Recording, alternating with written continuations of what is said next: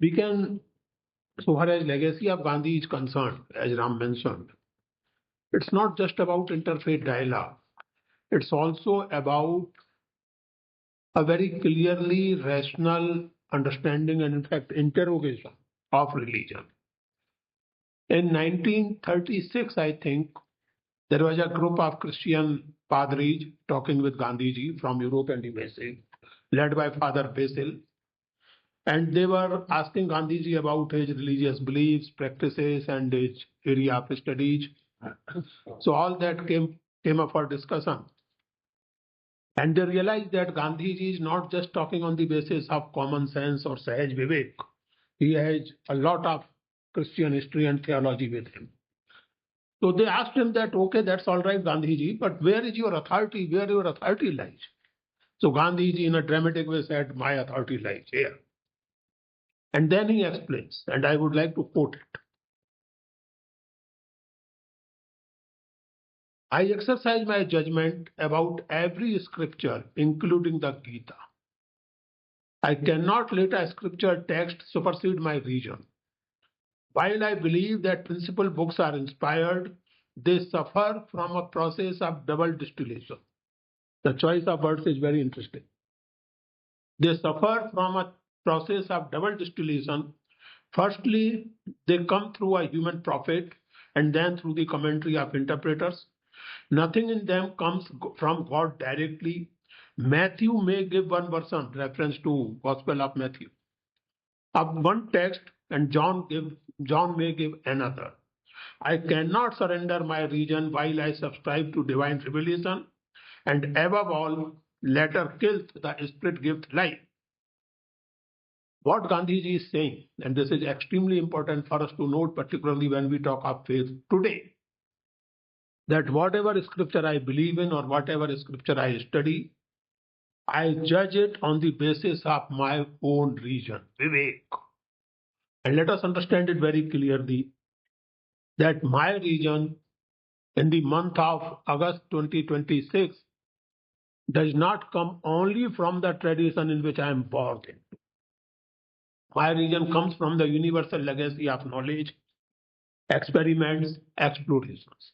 After all, I am speaking a language which my father could not speak. In fact, he could not even speak Kalimuli Hindi properly. So it's not only from my legacy as such, it's from the universal legacy.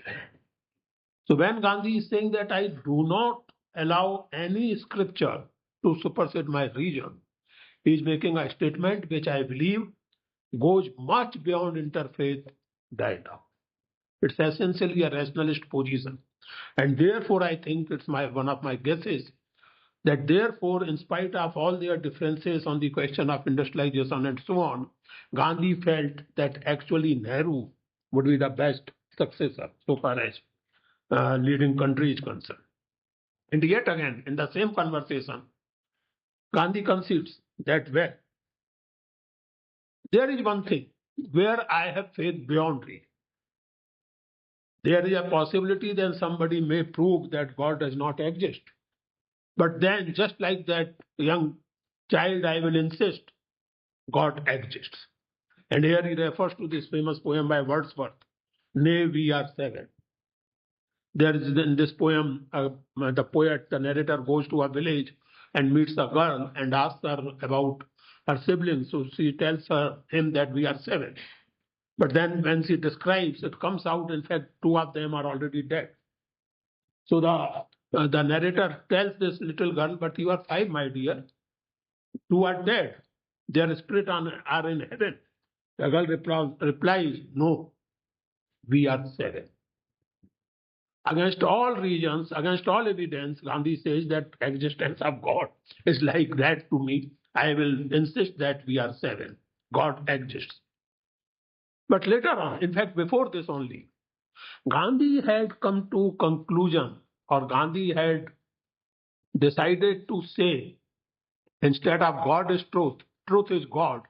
In fact, Ram, before he entered into a dialogue with Gora, I have dealt with this. There is a whole chapter dedicated to this in this book.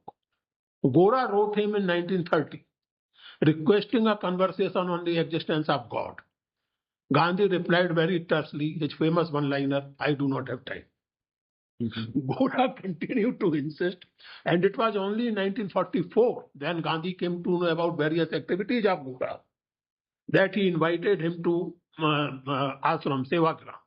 And then there was intermittent conversation between these two, right from 44 to 48, just before the assassination.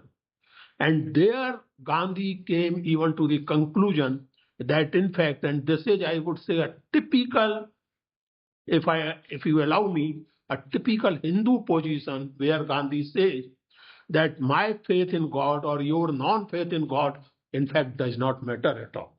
As long as we can work on something which is extremely important, we can undertake the ethical act, which at the moment is basically to work for the communal harmony, to work for peace, and to work against those who are insistent upon killing people on the basis of their religiosity. We can discuss the existence of God later on. We can postpone it. Gandhi says this. So basically, it's generally assumed that Gandhiji was not sufficiently rational, or he did not have rational or modern influences. I mean, in personal life, you are absolutely right, Raichand Bhai to Tolstoy. But if you look at the intellectual makeup of Gandhi, I mean, and there's a tendency to say that as if Gandhi took all his ideas only from Indian tradition or from Western tradition on the other hand. There are scholars who argue that Gandhi got all his intellectual inspirations from Western philosophy of enlightenment or from Greek philosophy. On the other hand, there are people who insist that whatever he got from Hinduism. Gandhi himself did not think so. Gandhi was as grateful to Bhagavad Gita as he was, and in fact, in a sense, more grateful to Narsi Mehta and to Kabir, and at the same time to Socrates. Now, anyway, these are just reflections by way of formality of being a chair. In fact, I consider it to be a great privilege to preside over this lecture on delivered by Ram, who fondly calls me Acharyaji, and I call him Parma Acharyaji. So this is Mutual Admiration Club. so this is a privilege, and to preside over this lecture instituted in memory of Engineer Sahib, whom I had the opportunity of meeting, I think, for the first time in 1987, when this march from Delhi to Meerut was undertaken. Sabana Ajmer. Yeah. I was there. Agnivesh was also there. Agnivesh actually had organized it. And I marched from Delhi to Ghaziabad, then I came back, and then I again went to Meerut. So Delhi to Ghaziabad, you can... Engineer Sahib wasn't that much. Huh? Engineer Sahib? Yeah. He came for the last thing, for final meeting in Meerut. तो ये मतलब मैं हमेशा ऐसा नहीं था,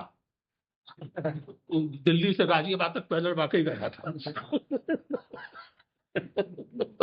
So anyway, but before that I had been reading him in mainstream, particularly where he used to write regularly. Then I read his book on Islam, and after this march, when I went to Bombay and met him, we had a long conversation. And we had areas of agreements as well as disagreements. But there are very few people in our public life who are so committed to something which actually is the cornerstone of Indian nation. That is the Indian version of secularism. You call it inclusive nationalism, you call it Sarvadharma Sambhav, whatever you call it. But Gandhi and Nehru knew it in the heart of their hearts that India cannot survive as a majoritarian society. Forget about the state. Even as a society, India cannot survive as a majoritarian society for the simple reason that much before these vardis of Hindutva came on the scene, Indic tradition, in particular Hindu tradition, has been a tradition of dialogue, has been a tradition of bitter dialogue. In fact, as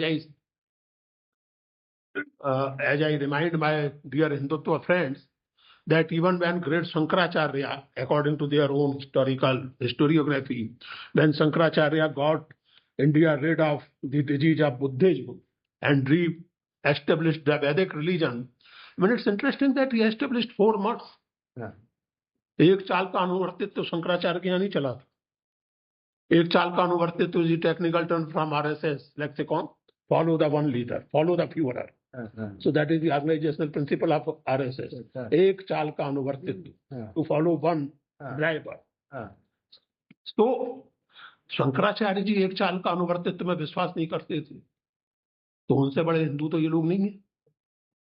So Hinduism simply cannot function that way. Indian society cannot survive, and therefore it's extremely important. And once again, thank you Irfan Saab, thank you Ram, thank you Harsh